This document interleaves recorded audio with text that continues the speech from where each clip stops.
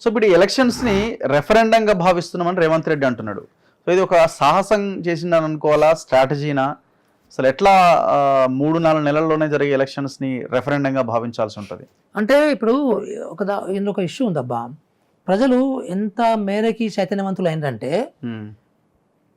స్థానికంగా ఉన్నటువంటి ప్రభుత్వం ఎవరు ఉండాలి, అక్కడ ఢిల్లీలో ఉన్న ప్రభుత్వం ఎవరు ఉండాలి అనేది కూడా ఆలోచన చేస్తున్నారు. అవును, అది కూడా నేను రైతుల ముందు మైక్ పెట్టినా అదే చెప్తున్నారు. ఎగ్జాక్ట్లీ పక్కన పెడితే వాళ్ళు చాలా పర్ఫెక్ట్ గా చెప్తున్నారు. ఇంతకు ముందు నా యొక్క అనాలిసిస్ ప్రకారం ఇంతకు ముందు ముస్లిమ్స్ 50% బీఆర్ఎస్ కేసిండ్రు, 50% కాంగ్రెస్ కేసిండ్రు, రైట్? అవును. ఇప్పుడు అట్లా వేరు ముస్లిమ్స్, ఇప్పుడు బీఆర్ఎస్ వేరు, ఏమి వేరు, మొత్తం గంపగుత కాంగ్రెస్ వెళ్ళిపోతుంది. అంటే ఎగ్జాంపుల్ చెప్తున్నా మీకు. అంటే ఇలాంటి కొన్ని అంశాలు ఉంటవి. సో ఈ అంశాలను దృష్టిలో పెట్టుకుంటే మనం ఇది స్థానికంగా ఉన్న రాష్ట్ర ప్రభుత్వానికి రెఫరెండం కాకూడదు. ఇది సెంట్రల్ గవర్నమెంట్కి సంబంధించిన ఇష్యూ ఇది. అంటే దేశానికి జాతీయ స్థాయిలో ఏ ప్రభుత్వం ఉండాలని దాన్ని దృష్టిలో పెట్టుకొని ఓటర్లు తీర్పిస్తారు తప్ప ఇక్కడ స్థానికంగా ఉన్న దాని మీద ఇవ్వరు. నంబర్ 1. ఇప్పుడు అక్కడ జాతీయ స్థాయిలో కూడా రాహుల్ గాంధీకి మనం ఫేవర్ చేయాలన్నా, మోడీకి ఫేవర్ చేయాలనే దాని మీద ఉంటుంది, అంతే తప్ప ఇక్కడ మీకు రేవంత్ రెడ్డి గారి ముఖం అట్లా ఉండొచ్చు కాక ఇక్కడ ఉన్నటువంటి ఇన్ఫ్లుయెన్స్ ఉంటుంది, డెఫినెట్ గా ఉంటుంది. కానీ ప్రధానంగా ఒక సగటు ఓటర్ మాత్రము సో జాతీయ స్థాయిలో ఎట్లా ఉండాలనే దాని మీదనే ఉంటుంది. అంటే ఎందుకంటే గత 10 సంవత్సరాలలో వీళ్ళు చేసినటువంటి పనులు, అంటే సెంట్రల్ గవర్నమెంట్ మన మోడీ గారు ఉద్యోగాలు ఇవ్వలే, ఒక స్కూల్ కట్టలే, ఒక ఆసుపత్రి కట్టలే, ఒక ఉద్యోగం ఇవ్వలే, ఒక డ్యామ్ కట్టలే, ఒక ప్రభుత్వ రంగ సంస్థ కట్టలేదు. ఇవన్నీ మనకు ఎగ్జాంపుల్స్ ఉన్నాయి అక్కడ క్లియర్ కట్గా. అది కాకుండా మళ్ళీ 16 లక్షల కోట్ల రూపాయలు ఆ కార్పొరేట్లో మాఫీ చేసి పడేసిండు ఉత్తపుణ్యానికి. సో కింద లెవెల్లో మాత్రం చిన్న చిన్న వ్యాపారస్తులు అవి మాత్రం మీరు మాఫీ చేయలేదు, దాన్ని బలవంతం కట్టించుకుంటున్నారు. ఇవన్నీ చూస్తారు కదా ప్రజలందరూ కూడా. సో అది యాంటీ ఇన్కంబెన్సీ చూస్తారు, అట్లాగే దేశంలో జరుగుతున్నటువంటి ఇప్పుడు అబద్ధాల ప్రచారాలు చూస్తున్నారు. ఇవన్నిటి ఉంటుంది లెక్క అంతా.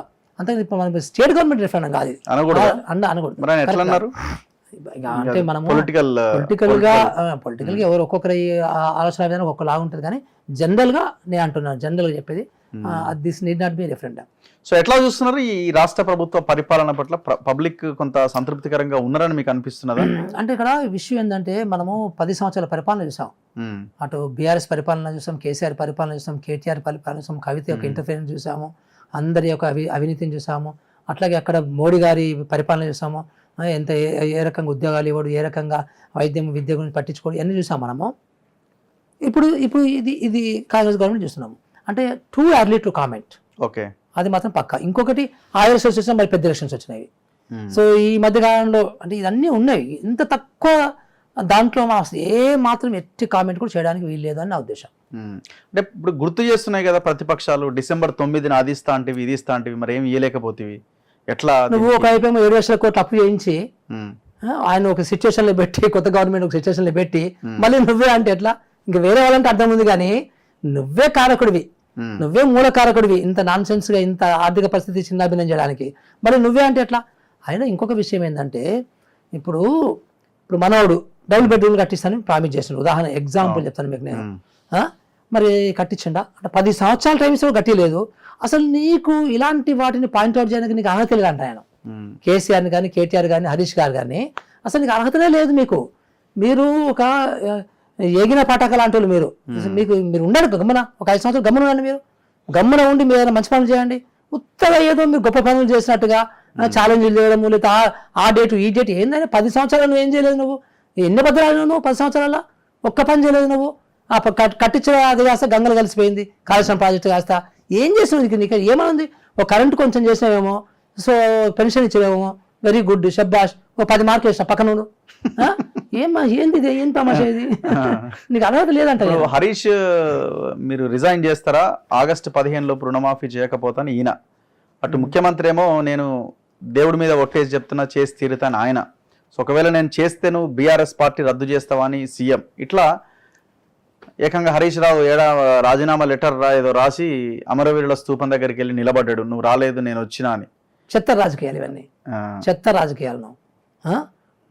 పిల్లలకి కొన్ని లక్షల మంది పిల్లలు పాపం మరుగుదొడ్లు లేక మొత్తం ఆగం అయితే వాళ్ళ గురించి నువ్వు ఏం చర్య తీసుకోలేదు.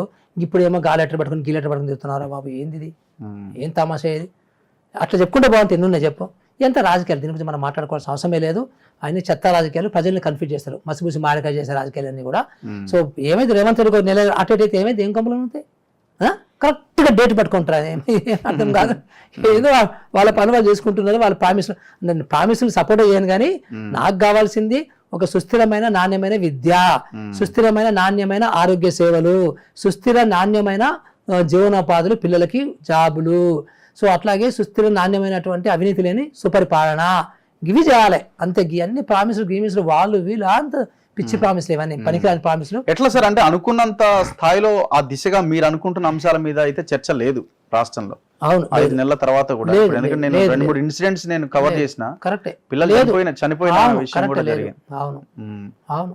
సో సో నిన్న మాత్రం కొంచెం బట్టి ఇమ్మీడియట్ గా అదయ్యాడు, రెస్పాండ్ అయ్యాడు. కనీసం అంతకుముందు అది కూడా లేకుండే కదా. సో నిన్న ఉస్మానియా యూనివర్సిటీలో జరిగిన దానికి కొంత రెస్పాండ్ అయినా, నయం అది కొంత మేరకు నయము. సో బట్ ఇంకా చాలా చేయాలి, విద్యలో చాలా చేయాలి, ఆరోగ్యంలో చాలా చేయాలి, పిల్లల ఉద్యోగాలకు సంబంధించి చాలా చేయాలి. కాంగ్రెస్ గవర్నమెంట్ ఇవన్నీ అప్పున్నాయి ప్రజలకి.